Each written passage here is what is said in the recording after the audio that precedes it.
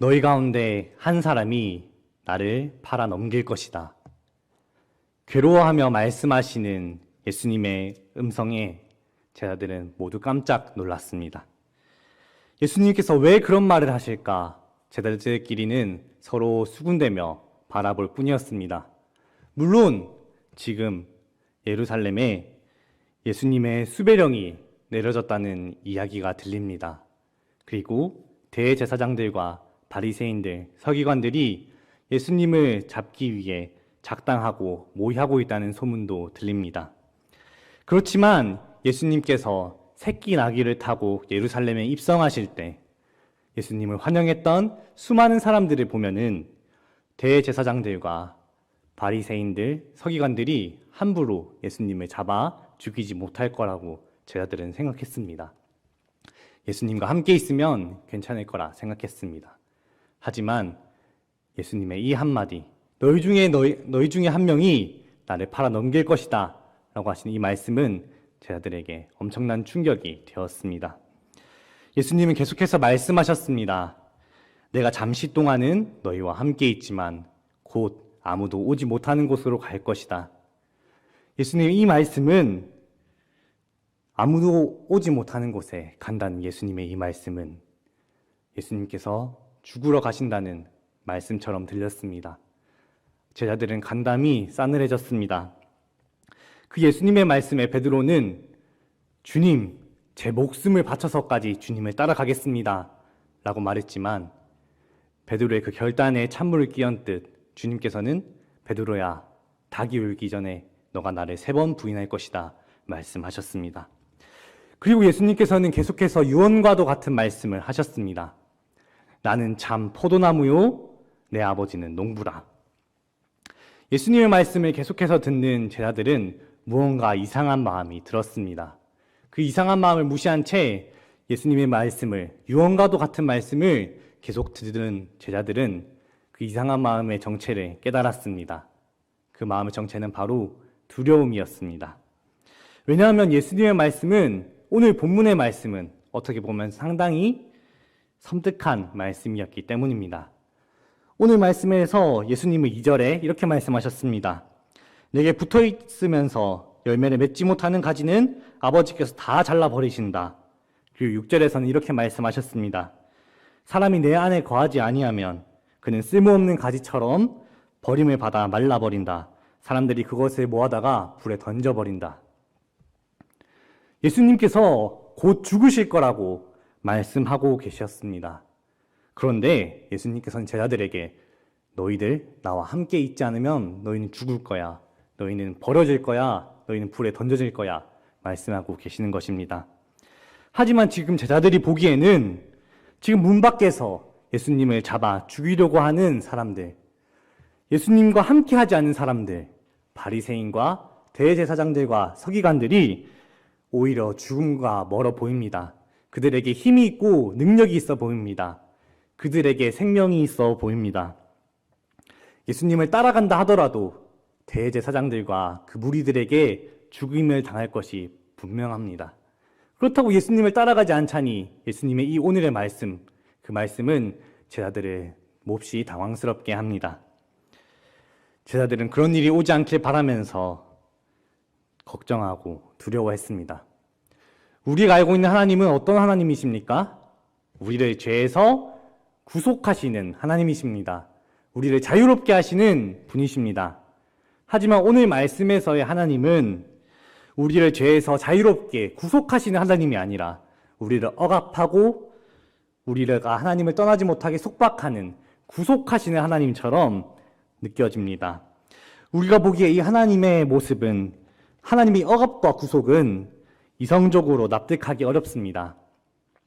제자들이 대제사장들과 바리새인들 보면서 느꼈던 것처럼 예수님 안에 거하지 않는 저 세상의 수많은 사람들이 우리와 처지가 비슷하거나 심지어는 우리보다 훨씬 더 잘 살고 우리보다 더 생명력 있게, 더 힘있게 살아가기 때문입니다. 우리는 주중에 가정과 또 직장, 또 여러 가지 일들로 인해 피곤함에 찌들어 지친 몸을 이끌고 주말에 쉬지도 못하고 교회에 나와 봉사하고 섬기고 예배합니다. 하지만 저 바깥에 세상 사람들은 어떻습니까? 주말에 자기가 하고 싶은 여가 생활을 한다든지 가족들과 나들이를 떠난다든지 아니면은 집에서 느긋하게 푹 쉬면서 피로를 회복하고 쌓인 피로를 풉니다. 그들의 삶이 더 생명력이 있어 보입니다. 그들의 삶이 더 윤택해 보입니다. 하지만 예수님께서는 내 안에 거하라, 나와 함께 있어라 말씀하고 계십니다. 우리는 또 이렇게 생각할 수 있습니다. 7절에서 예수님은 이렇게 말씀하셨습니다. 너희가 내 안에 거하고 내 말이 너희 안에 거하면 무엇이든지 원하는 대로 구하라. 그리하면 이루리라. 정말 우리가 예수님 안에 있으면 우리가 원하는 대로 모든 것이 다 이루어집니까? 아닙니다. 우리는 지금 당장에도 너무나도 많은 고민들과 소원들이 있습니다. 물론 그 고민들과 소원들이 이루어지긴 합니다. 그렇지만 대부분의 경우에 우리가 원하는 대로 일이 풀리지 않고 이루어지지 않는 것을 우리는 볼 수 있습니다. 올해 고3인 자녀의 대입과 진로는 앞이 막막하게 보이지도 않습니다. 열심히 교회에서 봉사하고 섬기고 있지만 앞이 보이지 않는 자녀의 미래에 정말 눈앞이 캄캄합니다. 씁쓸한 쓴웃음을 지으며 사람들에게 하나님께서 다 해주시겠지, 책임져 주실 거야 라고 말하지만 마음 한켠에는 걱정과 두려움이 있습니다. 사랑하는 아버지의 암은 나의 기미가 보이지 않습니다. 병원비는 병원비대로 나가지만 나의 기미가 보이지 않는 아버지를 보면서 재정적으로 너무 많이 힘듭니다. 또 정신적으로도 너무 많이 괴롭습니다. 예수님께서 안진뱅이를 일으키시고 눈먼 자를 눈뜨게 하신다는 그 말씀을 읽으면서 하나님께 기도하지만 고통에 괴로워하고 있는 아버지의 모습을 보면 나를 더욱 괴롭게 합니다. 10년째 남편이 예수님을 믿도록 기도하고 있습니다. 교회에 대한 남편의 불신은 더욱더 커져만 갑니다. 코로나 상황 속에서 어느 교회에서 확진자가 나왔다 하면서 교회에 나가지 말고 그냥 집에서 주일을 보내자고 합니다. 교회에 대한 안 좋은 뉴스들이 나올 때마다 남편은 더욱 개독교라고 욕하면서 나를 힘들게 합니다. 더 이상 힘이 들어서 남편에게 교회 가자고 말할 용기가 나지 않습니다. 예수님은 자신 안에 거하면 열매를 가득 맺고 하나님께서 영광받는 삶을 산다고 말씀하시지만 아무리 생각해도 예수님 안에 거하는 것은 득보다 실이 더 많은 것 같습니다. 내 인생에 도움이 되지 않고 오히려 손해만 되는 것 같습니다. 내 삶을 더욱 힘들게 하는 것 같습니다.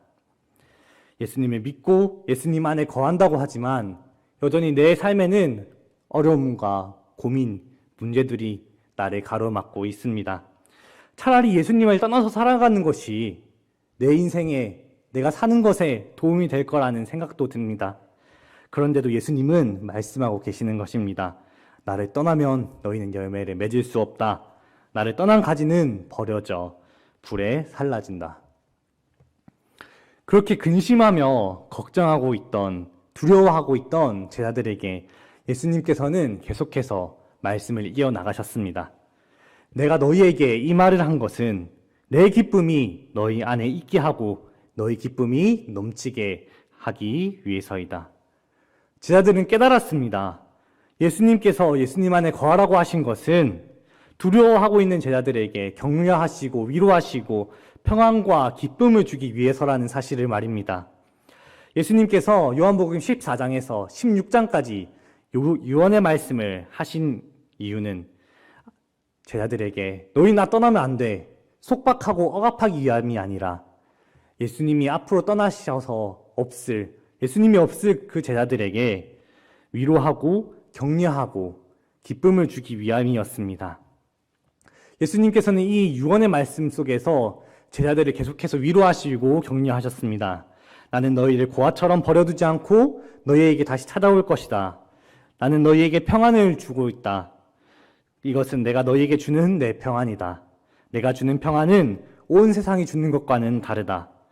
너희 마음에 근심하지 말고 두려워하지도 말아라. 너희가 울고 슬퍼할 것이나 너희의 슬픔이 결국 기쁨이 될 것이다. 너희가 지금은 슬퍼하지만 내가 다시 너희를 보게 될 때 너희에게 기쁨이 넘칠 것이며 아무도 너희 기쁨을 빼앗아가지 못할 것이다. 예수님께서는 요한복음 14장에서 16장까지의 이 유언의 말씀을 하시면서 계속해서 제자들을 위로하시고 격려하고 계셨습니다. 우리가 잘 아는 것처럼 예수님께서 잡히실 때 예수님의 제자들은 제자들이라고 보기에는 정말 실망스러운 모습들을 보였습니다. 하지만 그들이 예수님께 꼭 붙은 가지가 되어 예수님께 붙어 있게 되니 그들이 완전히 변했습니다. 제자들은 이전과는 달리 세상이 그들을 위협하고 협박한다고 하더라도 그들 앞에서 당당하게 예수 그리스도를 전했습니다. 주님을 선포했습니다. 왜냐하면 그들에게 예수님의 말씀대로 말할 수 없는 평안과 기쁨과 안식이 함께했기 때문입니다. 그 누구도 세상이 빼앗을 수 없는 기쁨과 평안이 그들과 함께했기 때문입니다.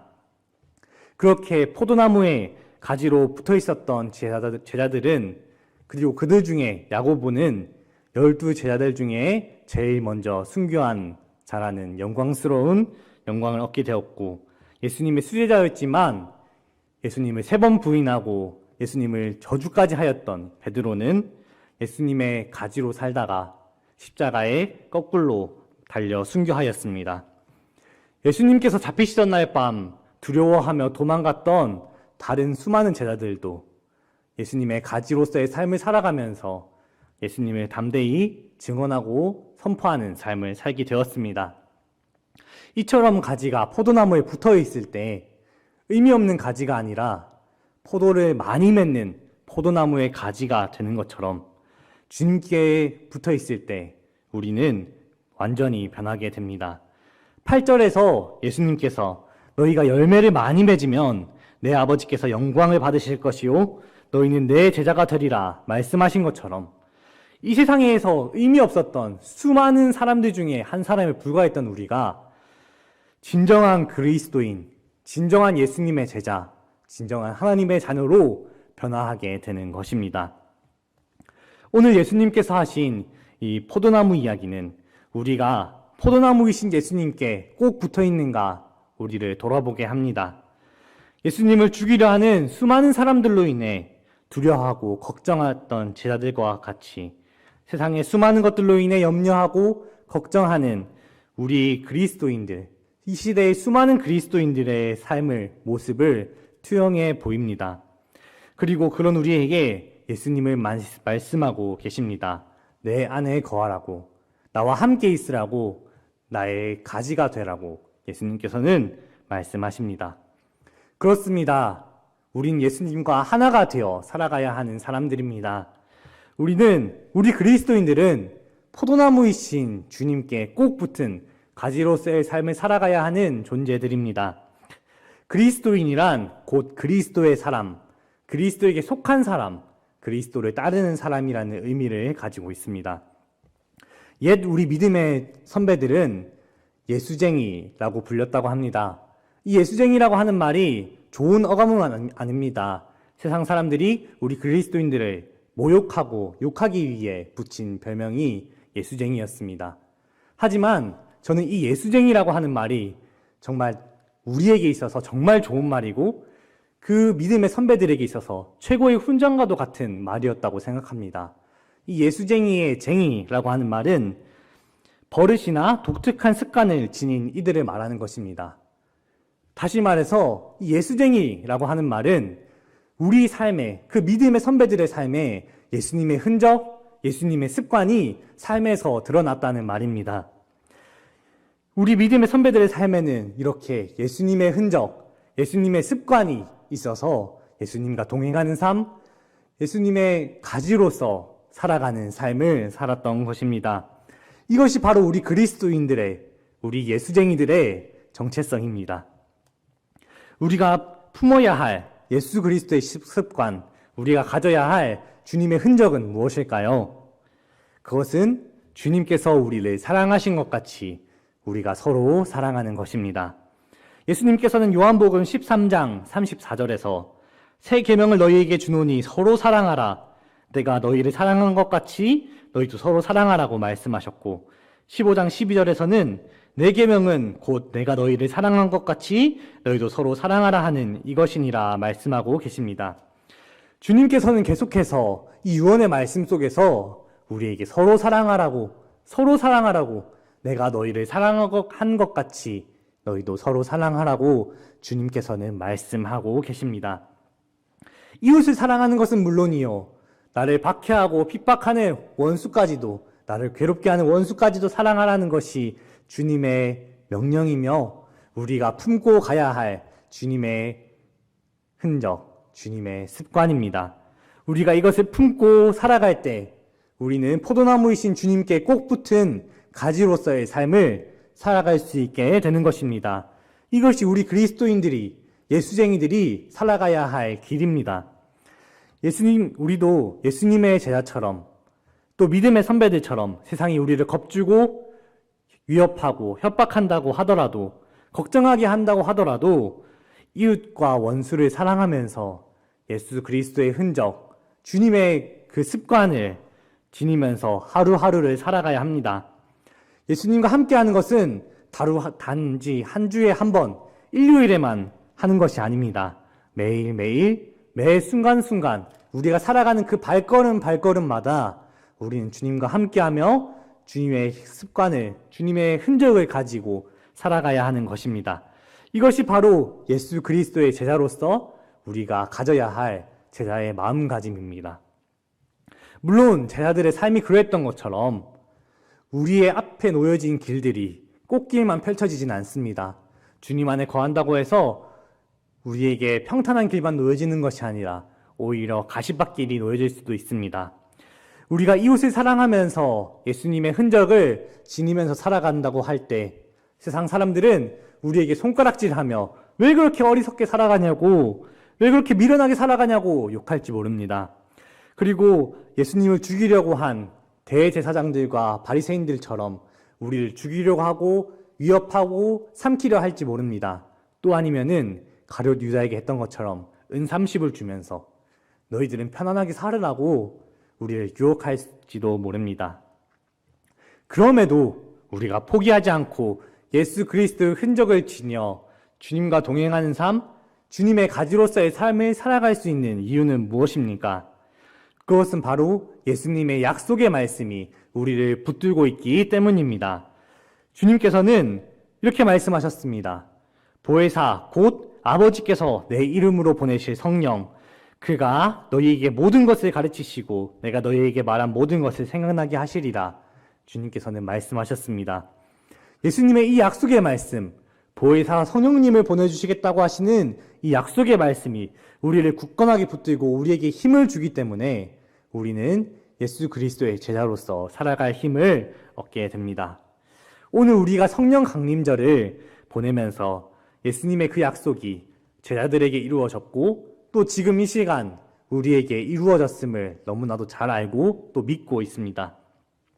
성령님을 우리에게 보내주시겠다고 하신 그 예수님의 약속은 변함이 없습니다. 지금도 우리의 삶 가운데 이 약속은 이루어지고 계십니다. 이 변치 않는 주님의 약속이 있기 때문에 우리는 주님을 의지하면서 주님 안에 거함으로써 살아갈 수 있는 것입니다. 우리 주님은 우리에게 말씀만 하시고 그저 멀뚱멀뚱 우리를 지켜보시는 분이 아니십니다.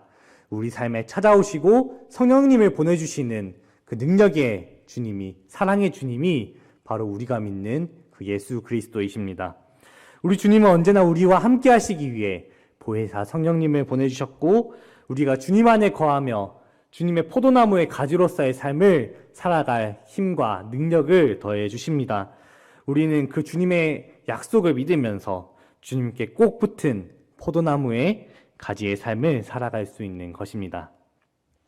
사랑하는 성도 여러분, 주님께 붙어 있는 것, 주님과 함께하는 것, 주님의 포도나무의 가지로서 살아가는 것은 우리의 삶의 힘이고 능력이 됩니다.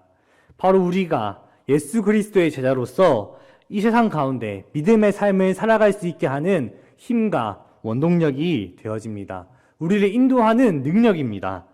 예수 그리스도의 제자인 우리들은 우리의 삶 가운데 포도나무에 붙어 있으므로 열매 맺는 삶, 하나님께서 영광 받으시는 삶을 살아야 합니다.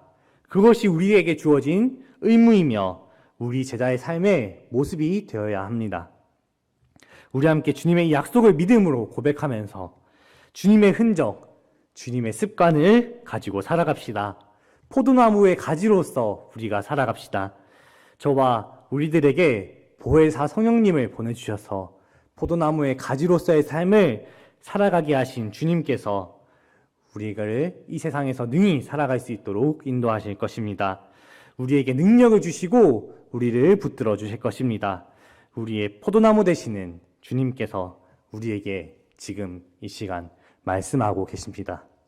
나는 포도나무요 너희는 가지라.